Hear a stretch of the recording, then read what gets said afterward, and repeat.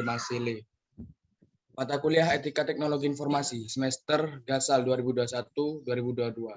Studi kasus Sentio Ergo Sum, pertemuan ke-8 dan 16. Catatan ETS dan EAS. Sebuah perusahaan bernama Cogito menjual perangkat lunak artificial intelligence kepada perusahaan yang menggunakannya untuk mengukur konten emosional dari interaksi suara antara karyawan dan pelanggan mereka. Misalnya, perusahaan asuransi MetLife menggunakan Cogito.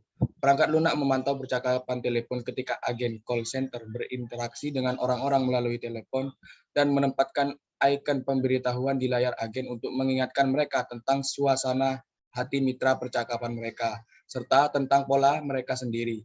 Algoritma analisis suara juga melacak reaksi pelanggan ketika agen panggilan melihat ikon hati. Mereka tahu perangkat lunak telah mendeteksi keadaan emosional dalam kurung penelepon yang meningkat, baik positif maupun negatif. Perangkat lunak ini juga menganalisis elemen lain, membuat agen tahu misalnya jika mereka mulai berbicara lebih cepat, penelepon diam untuk waktu yang lama, atau penelepon dan agen saling berbicara. Sementara penelepon diberitahu saat panggilan dipantau dan direkam. Tidak ada pengungkapan tambahan yang menjelaskan lapisan analisis suara, nada, atau pola percakapan mereka. Pada Juni tahun 2019, dalam artikel New York Times, reporter Kevin Bruce mencatat bahwa di MetLife, perangkat lunak Cogito berfungsi sebagai semacam manajer tambahan yang selalu mengawasi agen di akhir setiap panggilan. Pemberitahuan dihitung dan ditambahkan ke dashboard statistik yang dapat ditinjau oleh supervisor agen. Jika agen menyembunyikan jendela kognito dengan meminimalkannya, program akan memberitahu supervisornya. Tujuan yang dinyatakan dari program perangkat lunak seperti Cogito adalah untuk membuat pekerja lebih efektif dengan memberikan panduan perilaku langsung untuk meningkatkan kualitas setiap interaksi. Menurut Rose, beberapa karyawan MetLife yang dia ajak bicara mengatakan bahwa mereka suka mendapatkan notifikasi pop-up selama panggilan mereka, meskipun beberapa mengatakan mereka telah berjuang untuk mencari cara agar notifikasi empati berhenti muncul.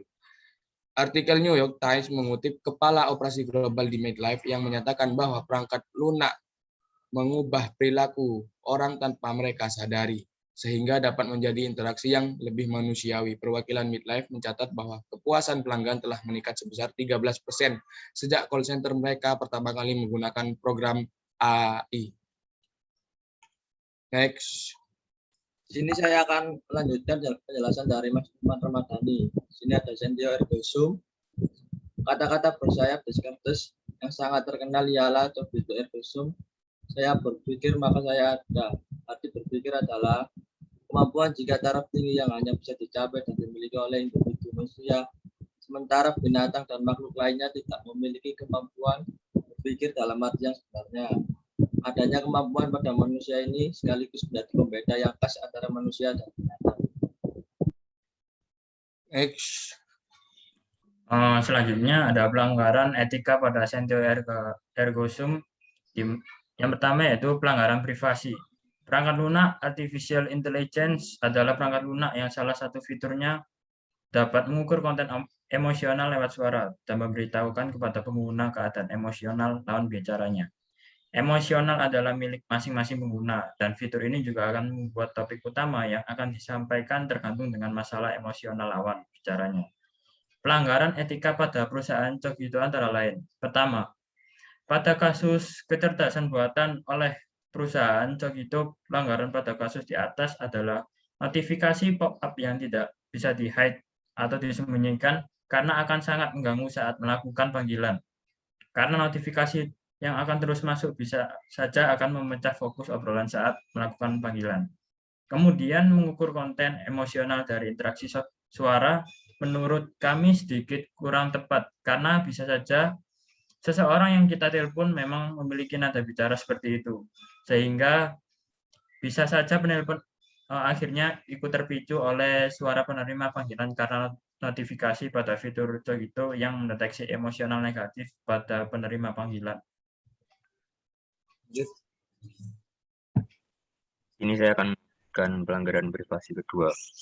Meskipun perlengkapan Cogito membuat pekerja lebih efektif dan meningkatkan kepuasan pelanggan, ada juga pelanggaran etika yang dilakukan Cogito, seperti panggilan selalu dipantau dan direkam atau diawasi. walaupun sudah diberitahu. Namun hal tersebut sangat mengganggu privasi pribadi dari pelanggan tersebut dan termasuk dalam cyber stalker, di mana Cogito tersebut mengganggu ketenangan pelanggan dengan cara dipantau atau direkam walau sudah diberitahu. Terakhir, Oke, selanjutnya yang nomor 3 pada kasus Sentio Ergo Sum, melanggar etika privasi implikasi sosial. Karena dalam perangkat lunak tersebut masih menampilkan notifikasi pop-up selama panggilan. Hal tersebut dapat memicu respon para pelanggan yang negatif akibat seringnya muncul notifikasi pop-up ketika sedang berbicara dalam panggilan. Jika pelanggan merasa terganggu, maka nada suaranya akan berubah. Hal tersebut akan memicu perangkat lunak dalam mendeteksi keadaan emosional penelpon secara negatif.